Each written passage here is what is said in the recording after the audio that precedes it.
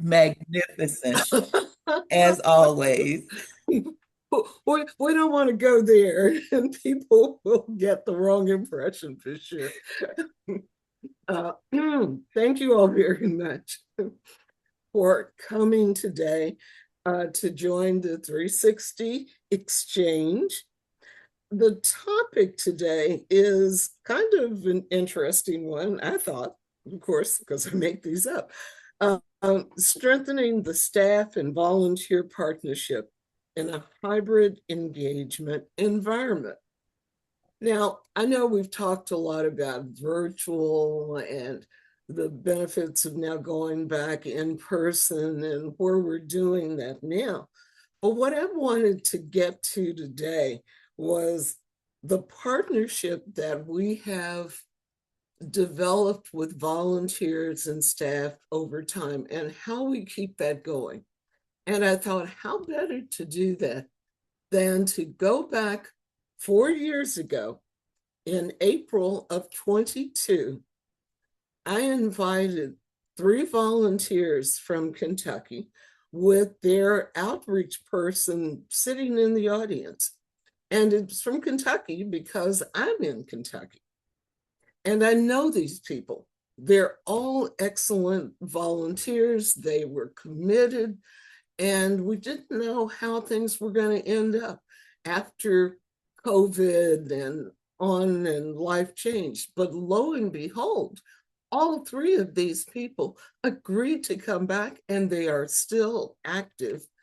And I think they probably have some information to share that will help us understand how we keep our volunteers committed, how do we partner with staff and make sure that that partnership grows regardless of all the changes that occur.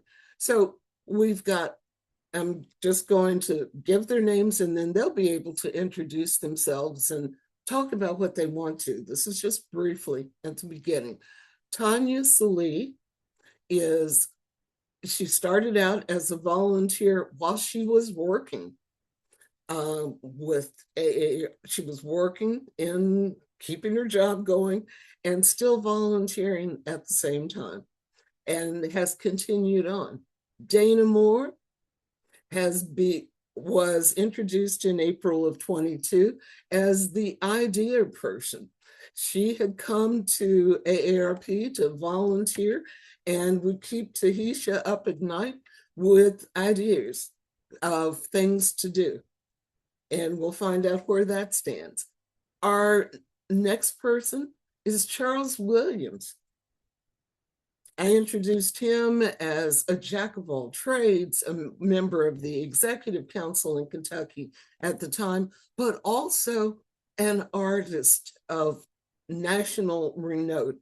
And he continues with us today. Now, Tahisha Rollins is our outreach coordinator in Kentucky, but it's these 3 volunteers, and there are others, just as there are other people in this room, this virtual room, who have some of the same experiences. And I think we could probably pull up almost any one of you. And I'm looking at you, Mary, and looking at all of you who have been volunteering and would have something to add. So I'd just like for, let's see, Charles was going to be on the phone. So if you need to leave first, would you like to start? And then we'll make sure that Tanya and then Dana can go on. Charles? So what would you like for me to do? Just give an overview of what I've done and Yes, how I got it? please. Okay. Well, first of all, good afternoon, everyone. Or depending on your time zone, this afternoon for us here on in the Eastern Standard Time. And I became involved with AARP. It's been about 15 or 16 years ago. I can't believe that much time has passed by. Time But flies. I became involved because, well, AARP kept sending me mail, and I finally said when I retired, I've got too much time on my hand. Maybe AARP can find something for me to do. Well, guess what? They did. And I'm always excited about the initiatives and all of the things that AARP has to offer. and especially with the fact that they're dealing with a demographic that I can readily identify with. So through AARP, I've been able to, as Deborah mentioned, I'm a bit of an artist. I've been able to use some of my talents, and I have been able to talk to and meet a host of people throughout the state, and in some cases, throughout the nation, who share the same concerns that I do. So AARP has been inspirational uh, uh, and has provided a wealth of information to me, and I've been able to impart that information out to everyone. I have been a proponent of caregiving because I have had a need to receive caregiving. I have been a caregiver, a long distance caregiver. I'm a staunch advocate of fraud and the Fraud Watch Network, where I've done some training with that considerably. And oh, by the way, I even raise my hand every now and then when I say, who's been a victim of fraud? Well, yes, it has happened with me also. There's some other initiatives that I participated in, of course, anything that has to do with advocacy. And so all of those things have been exciting to me. And then the thing that really excites me is number one, being a part of the Louisville community team, but I really enjoyed being on the executive council where we got to spread our wings throughout the state and share the information about AARP. So with that, I'm going to relinquish the mic. I'm not that much of a talker, so let me turn it back over to my friend Deborah. All right. Thank you, Charles. We would go along with everything you said, but my question that last bit at the end, but okay, but that's okay. Tanya, you came on next. Would you like to start? Just give us a little bit of background. Then I'm going to have a question for each of you after this, after Dana finishes as well. Okay. As you see, I start chuckling as Mr. Charles said he's not a talker. Good evening, everyone. I am Tanya Salih, and as Miss Deborah stated, I start volunteering for AARP, and also I worked a full-time job in IT. I ended up working on the cybersecurity team, and I don't know how I did it, but I worked a full-time job and I volunteered full-time also. Um, and now I am fully retired, and I'm wondering, how did I volunteer as much as I did and work the full-time job? Because now that I'm retired, I find it hard to volunteer. But I started out volunteering because I had lost someone dear to my heart. And I just sit there and I said, I need to keep my mind busy. I need to keep going. And I was reading the AARP bulletin, and I got to the section that said, well, about a meeting. If you would like to volunteer, come to a meeting. And I said, So I talked myself into doing it. I went to the Louisville Community Team meeting. The people were awesome. They were warming to me, and the things that they were doing interests me a whole lot because I always tell people I was put on this earth to give back. I love giving. So they were doing all the things, they were checking off the boxes for me as far as volunteering and what I wanted to do to keep myself busy. And like I say, the people on the team are great. We have a big diversity on the team, and also the staff there are wonderful to work with. I mean, every last one of them have their different act, but they are all super to work with, and they are very willing to help volunteers out. And they just make us feel like we matter. And so I've been volunteering ever since. I love it. And I don't really plan on going anywhere unless I do break one of the rules. In which case, Tahisha will kick you to the curb, right? Right. Right.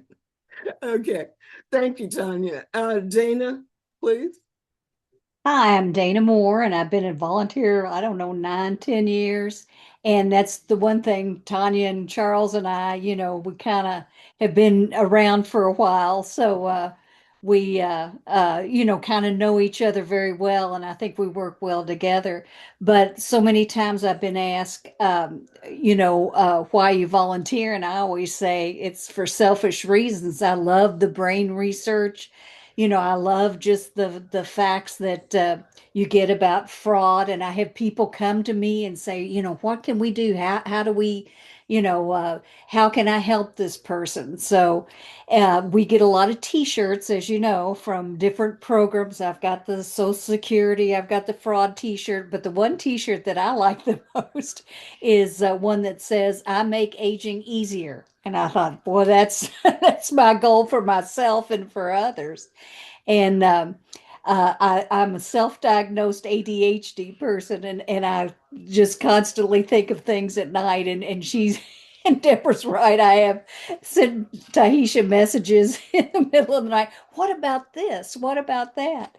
And I like to do crafts, so I always bring that in too. Well, we could do this. We could make that. So, I kind of go off on that score, but people gently bring me back in, and a lot of times things work. So as I said, I think it's just selfish that I want to learn to age easier, and I want to help my friends age easier too, and I want to age as positively as I can. The brain health stuff I love. I want to avoid things. I want to know about fraud. I almost got caught with an email the other day that a friend sent, and I was like, I don't know, and so I didn't do it, and sure enough, it turned out to be fraud. So I can kind of say that some of the training and awareness we've made a difference, very personally. Thank you. Thank you, Dana. Okay, now I said I've got one question that I would like to ask all three of you. And this question actually was offered in April of 22 by Mary Roberge. Okay. And the question was, if you were out or came upon someone and you needed to recruit them, what one thing would you say? Thinking about your experience, thinking about what affected you. Charles, would you like to start? You look Sure. interested right there. Sure, I'll start. So Okay. the first thing, most people, I don't want to call it a selfish motivation, but most people want to know what's in it for me. And if we can start there and then identify with issues or matters that are important to the individual who I'm talking to, whether they're taking care of someone and don't realize that they are a caregiver, or whether they're the victim of some kind of fraud or scam, or they know someone in either of these situations, then it is a talking point that can be used to say, hey, I know of an organization that educates people on a constant basis. It happens to be AARP.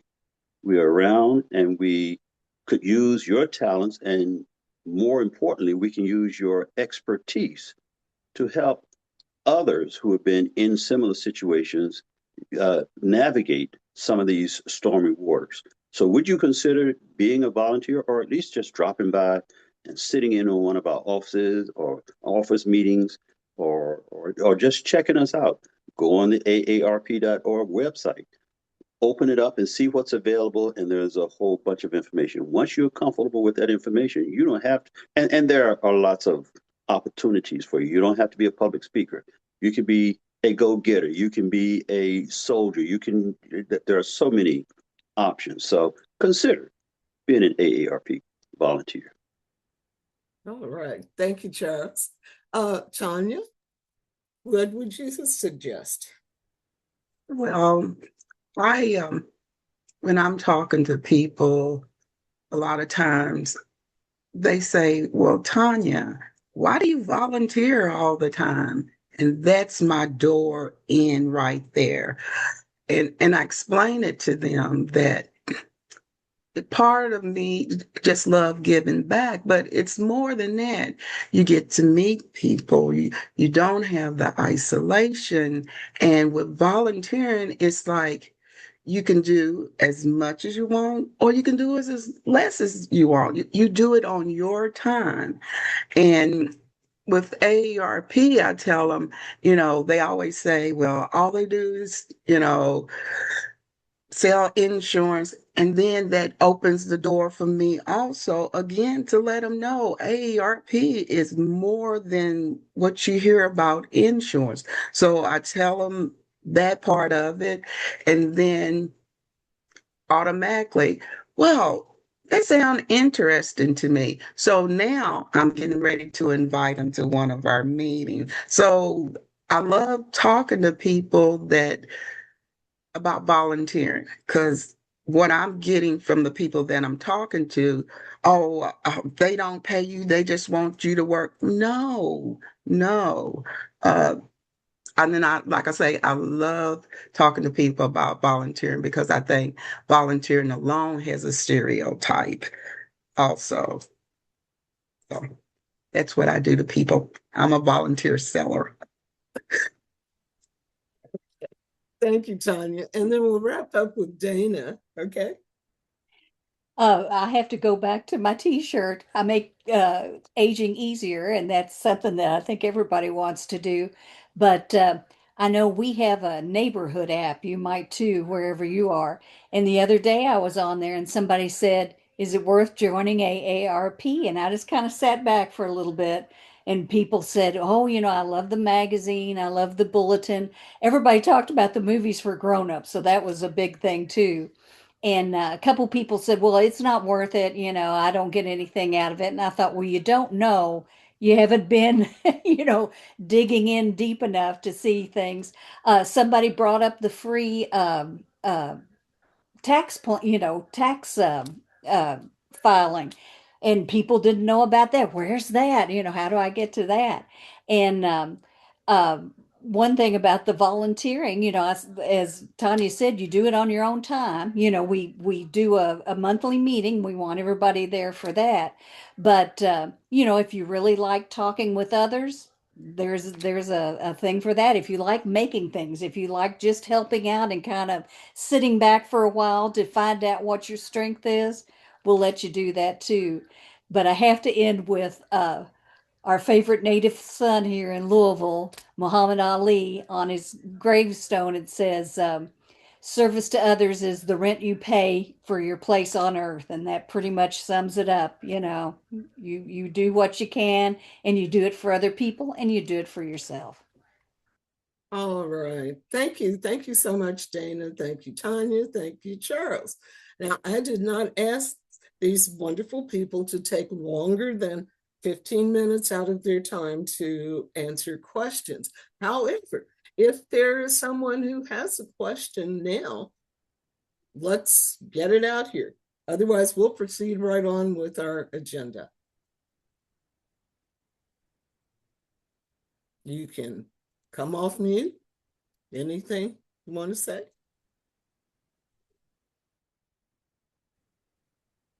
It looks like maybe you guys have answered all the questions for today.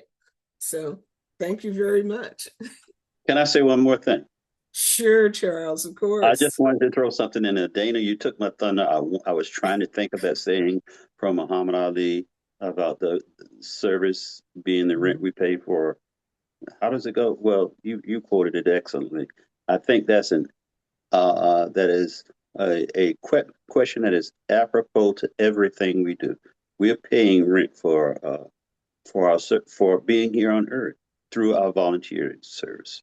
So that's all I have to say. Thank you. Okay. Well, thank you all for coming. And I don't want to leave Tahisha out. I see she's on mute, but Tahisha, is there anything you'd like to say about these three people or about where we are at this point? So I guess thank you for the opportunity, Deborah, and hello everybody. So I just want to say one quick thing about each of them. Dana's not kidding. She is our decoration, artsy craftsy person. So if I ever need decor or setting the tone or something for the table, she's got that covered. I don't even have to add, give her much direction. She knows. Tanya went from not even wanting to be a speaker, maybe just working a table, to speaking in front of a crowd of 600.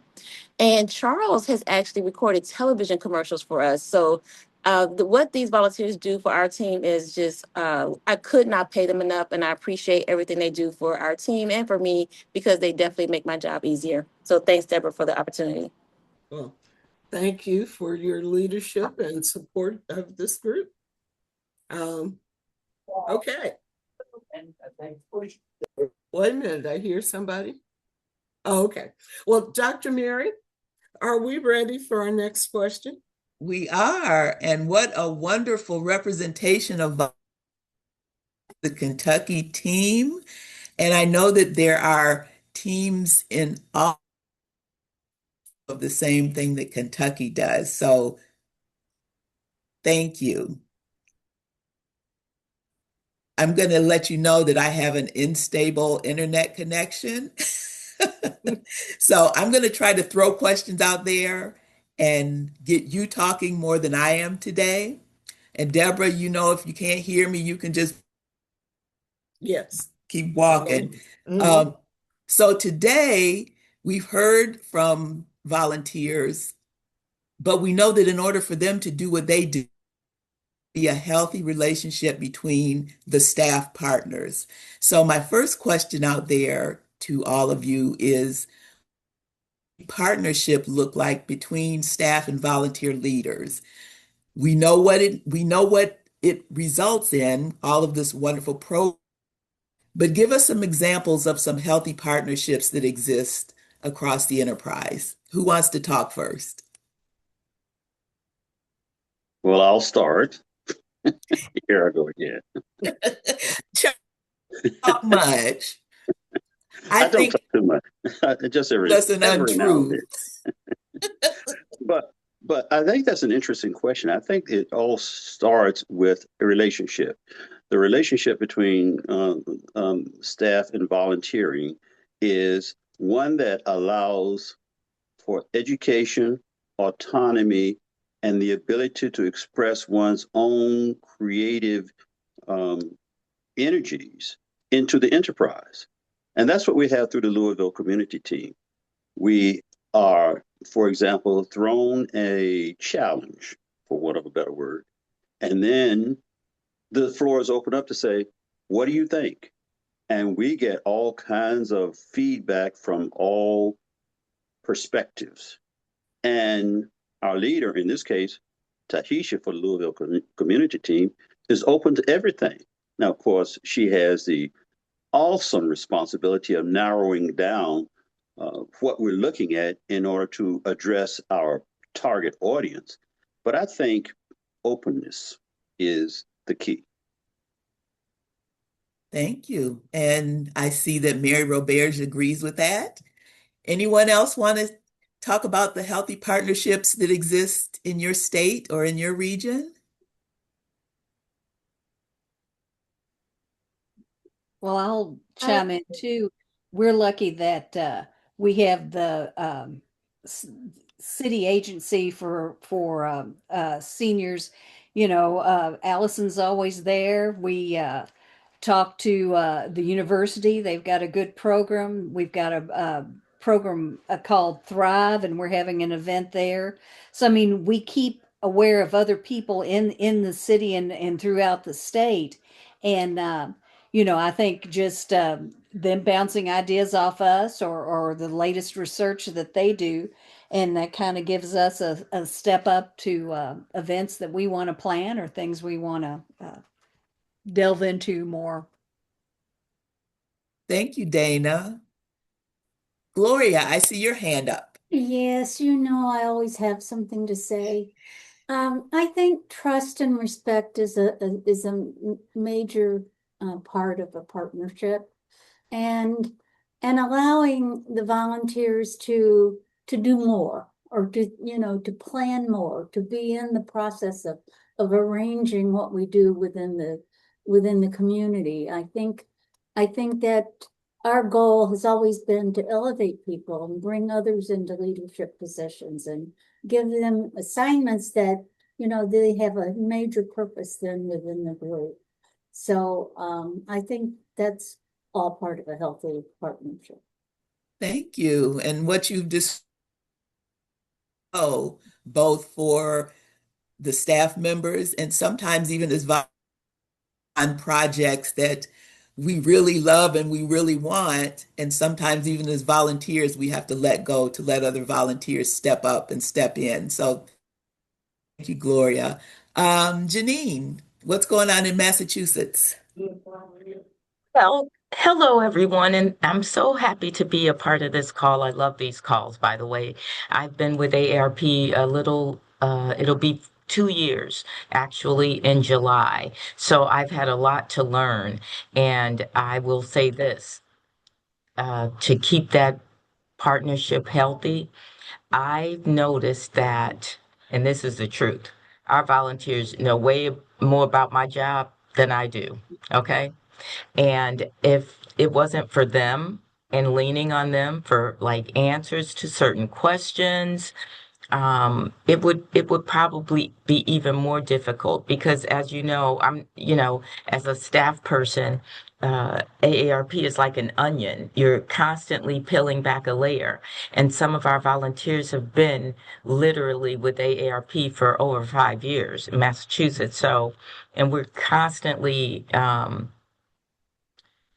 pulling more, recruiting more volunteers all the time because our current volunteers are so happy and they're so impactful to their communities and they really keep us busy. I'll say that. So listening to them is really important and like someone said, having that respect and trust for one another, it really goes a long way. But yeah, that's all I have to say. Well, thank you. I like the onion analogy because that also works with how volunteers have so many layers that they Hmm. can contribute.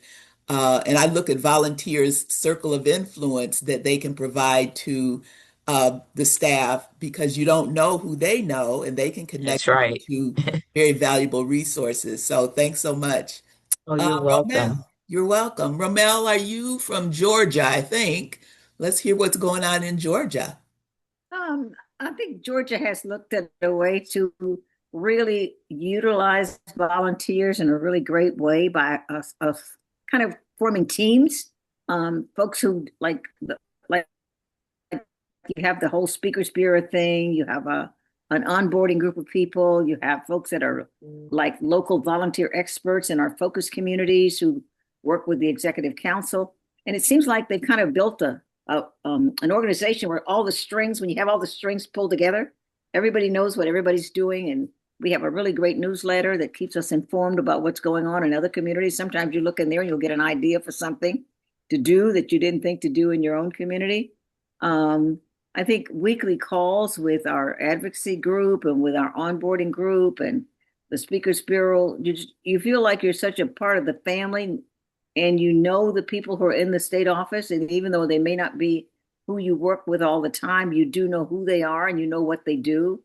And so if you're looking for something and you feel very comfortable to contact whoever that person is in the state office. And I think that somebody said openness and not not afraid that the volunteers are going to run away with the program. We have a lot of autonomy to do things on our as volunteers, and I think, and yet there's still this group of strings like a big thing. Then you have a big team of horses, and you have lots of ropes to keep them all together. That we kind of have that feeling in Georgia, and oh, I see one of our Georgia ASDs is on here, so. You never know who's in this group. It's a wonderful and dynamic group. Yeah, but really, you feel so valued is one of the other things that people they utilize the lots of executives. Sometimes you have executives who ran organizations with 20,000 people and they're a volunteer working at AARP. And if you don't find that out and know that those people have great leadership skills, great management skills, great strategic thinking, I think that's a big loss. Yeah, so we try to make sure that doesn't happen in Georgia, that we do know what people do and who they are.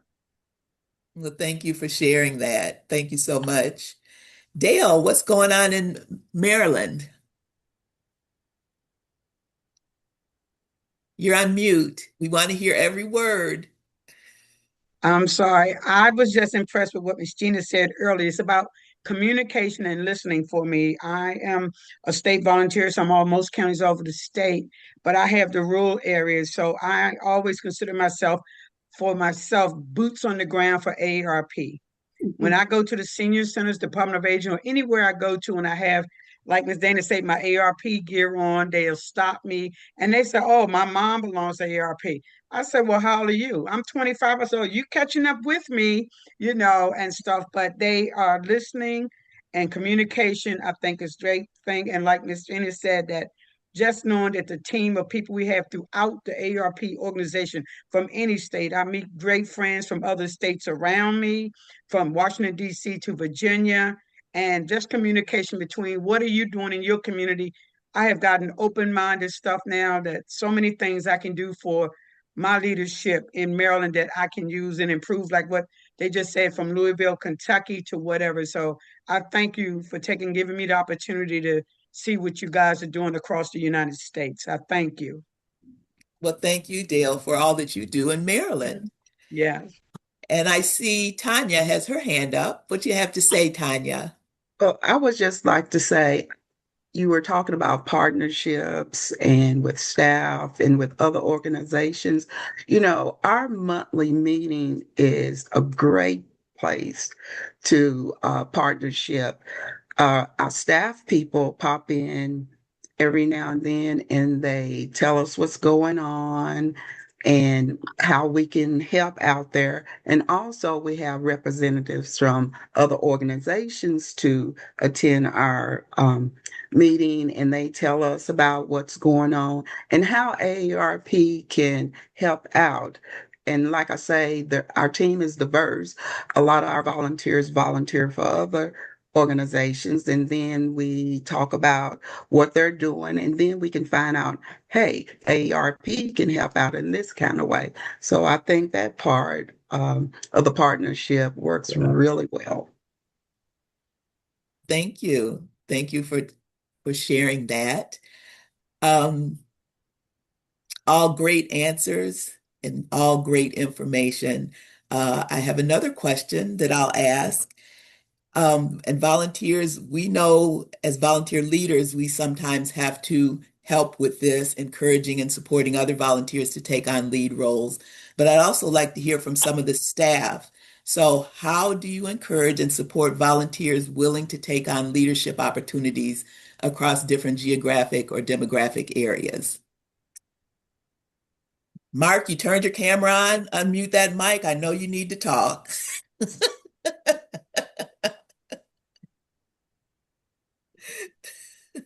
For 25 years, I was an employee who was micromanaged. I came to AARP 8 years ago, and Kathy Kynes and Tara and the whole OVE team opened my eyes up to the new breed. I have leaned into that heavily, and it starts with two things. This is we, not me. Two, trust. You are very accomplished people with diverse backgrounds, education, and I am amazed if I'll just get out of the way and realize that. Um, my state director hired me and he said, "Your job is to put yourself out of a job." Um, I hand over as much as I can to the leadership team, to volunteers, inspiring them, trusting them. And I don't go to a lot of things anymore. I go once in a while, but they send pictures. Everybody knows what to do. So trust, and that trust creates cohesion and trust among volunteers. I'm not saying it's perfect, but certainly after 8 years of following the new breed and the guidance from OVE, it is truly the way to empower people and make us one AARP uniformly across the state and across the nation. Thank you for saying that and reaffirming what Romel said that, many of us have years of experience that even exceeds some of what the staff does, and we're here to volunteer. So thank you for getting out of the way and trusting that we can do that. who's next? Well, we actually have a question in the chat. Heidi Wong has asked, are monthly volunteer meetings volunteer-led or coordinated? And I think she's asked that of the group here. So Gloria answered in the chat, but does anyone else want to help Ms. Wong with an answer? So I am going to chime in and say that in New Hampshire, all of our community meetings are volunteer-led. We do the agenda. We have a pre-planning with the ASD. But like we do our own agenda. We kind of send it out there just to make sure it goes by the guidelines for AARP. But we run the meetings. We do have the staff person there because sometimes there is going to be a question that comes up that we don't have an answer to, especially when it comes to policy. Because I like to know everything, but I don't know policy. I don't want to know every single policy because I don't, I want us to have some fun.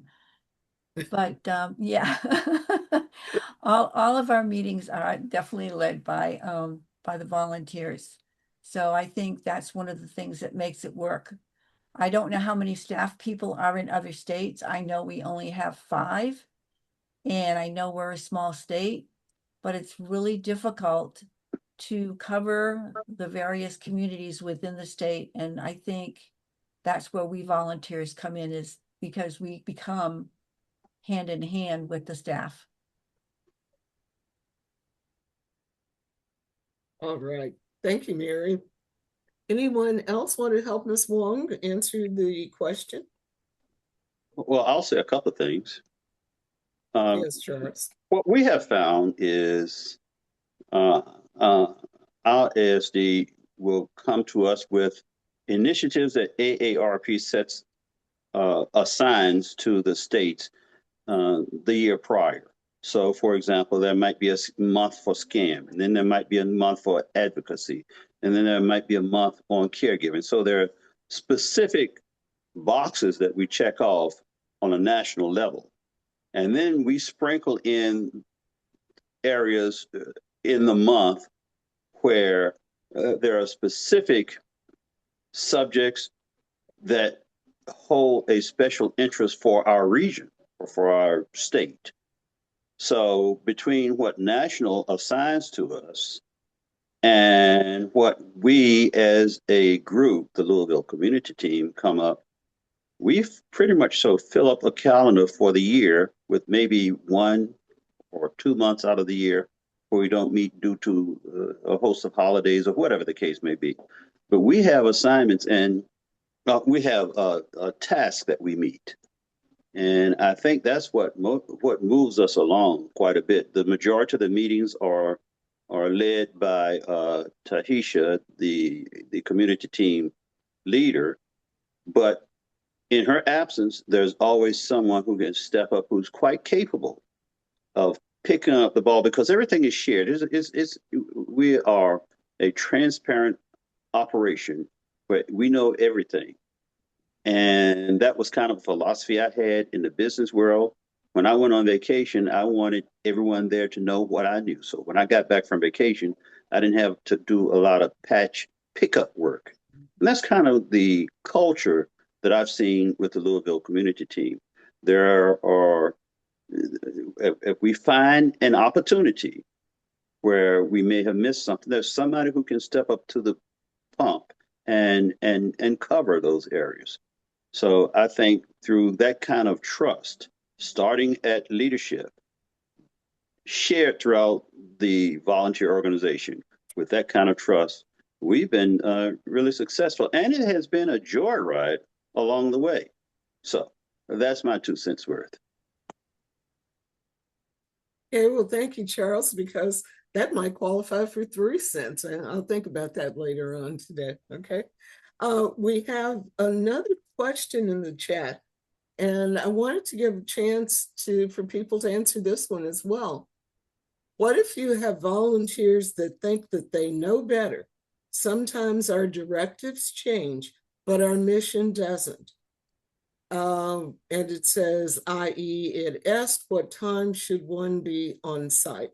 Now, Janine, if you've got some additional information that will help people answer that. I do have some additional information. So, for instance, we have in Massachusetts, we go by, making sure that we have a minimum of 2 hours that a volunteer may spend. We decided to get schedulers, volunteers to help schedule our tabling, right? And it's been going very well. However, if I have something, say on our sign up, and it's 1:30 and they think it should be 2:30, or they think it should be just another time in general, I give them the reason why this is like this. Number one, there's traffic all the time in Boston. I don't know if you've ever heard of it or anything, but if you ever had to Been caught experience it, in it? you'll Yes. never forget it. Okay? Right. Yeah. So, you know, when I get questioned on things like that from a volunteer and I say, this is the reason why this is in place, and then, I don't feel like I should be going back and forth with them about certain things. This is what it is, right? And we need you to schedule this like this. It's great that, you gave your opinion, but when I give you the reason and it makes sense, I mean, I just don't expect the continuation, I guess, of the conversation, right? Yeah. But And mind you, I was always respectful, always. okay. I was going to answer, but lo and behold, Tahisha wants to step in as a staff person for you. Thank you, Ms. Go for it, Deborah. Tanisha. Thank you, Ms. Deborah. So I've been working for AARP for 20 years, and I've been doing the community work for 10.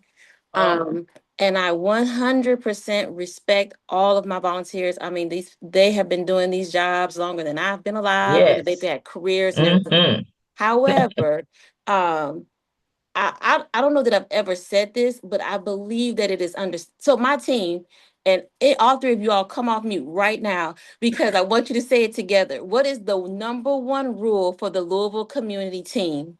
Don't get Tahisha fired. That's number two. That's number Have one. fun. Yeah, and have fun. So we only have- have two rules yes. on my team. We have two rules. One is don't get Tahisha fired. They all know it. And then number two is if you're not having fun, you're not doing it right.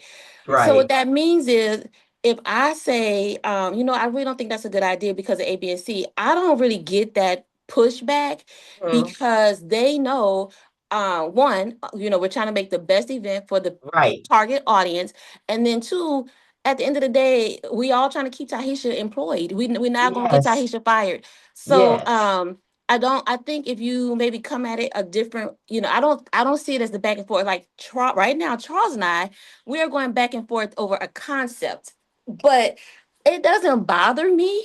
I don't know. I mean, and again, he's been volunteering 15 years. I've been here 20. Right. So we know each other a lot. We know he gonna say what he's gonna say. I'm gonna say what I'm gonna say. But at the end of the day, we don't want to get Tahisha fired. And I Right. think if you go from that, if you keep it there, hey, we all got something to do, and I don't want to get fired. I'm paying my mortgage here. I'm raising my kids. Let's do what we got to do. Just try not to don't get frustrated. And I know that's easier said than done, but don't get frustrated. Don't take it personal. State your reasons why. But this is what we need to do without being a jerk about it. Trying to be right, Charles and Dane. I'm not a jerk about it. No, But again, it's no, don't you're get not. Tahisha fired. Right. Well, I We will say all know this. that. I will say this. I do believe that this particular situation has something to do with my longevity here and theirs. So I'm trying to approach it in the best manner as possible. Number one, they're fantastic, outstanding volunteers, and I don't want to lose that. But I also want to make sure that, there's always staff, right? And I'm going to try to do everything I can to make sure you are volunteering and doing the things that you want to do for our state. But there are going to be times when you have to, um, you just have to follow the directives of our internal mechanisms, I guess, to a Yep. certain degree. But I'm always very respectful.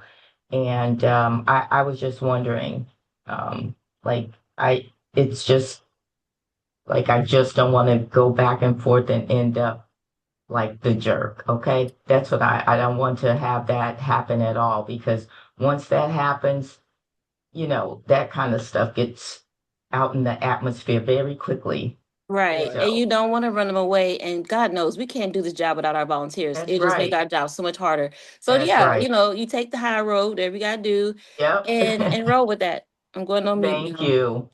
Okay. We And You have guys are one awesome. more. Thank you so much. Okay, we've got one more person who's raised their hand, James, and then we'll have to cut this off. James?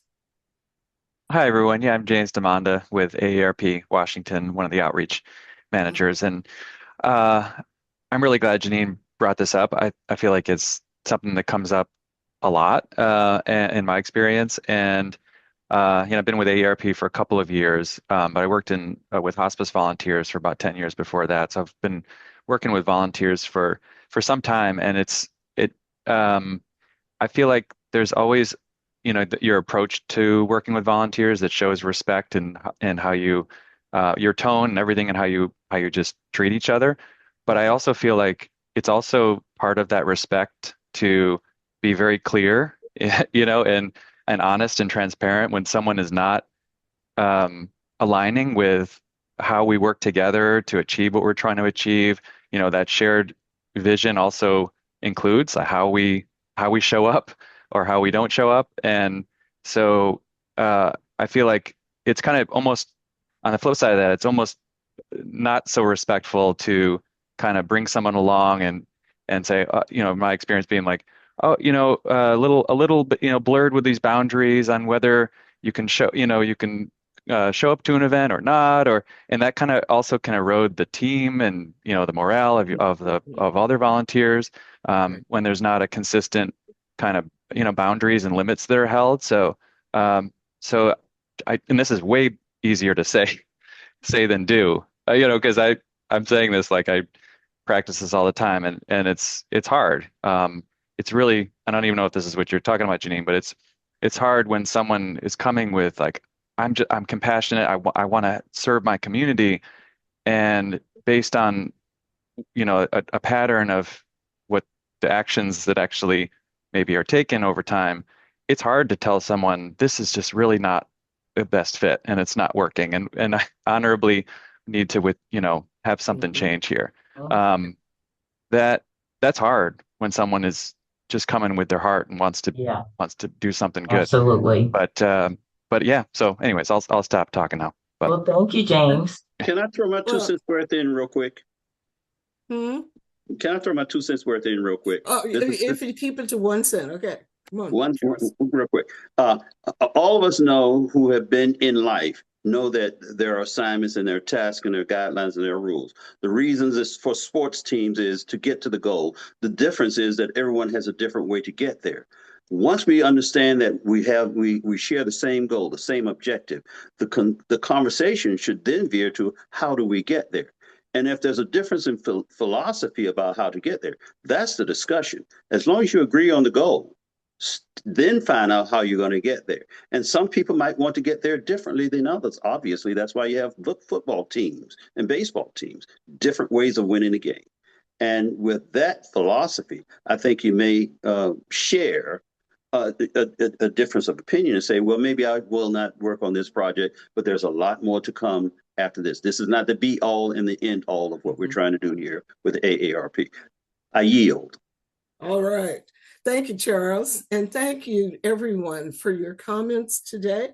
And we did not get to every question that we had. So some of those will hold until the next month.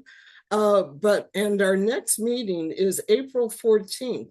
And the topic is going to be mental resilience and well-being for volunteers with our special guest, Helen Mack, who is going to share with us some ways to help us get through what can be a challenging time.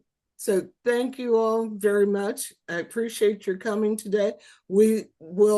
This recording will be posted to the chatter group, and I'll also post the April 12th, 22 recording so that you can hear how much has changed and see how different some of us look 4 years on. So thank you all very much for coming today.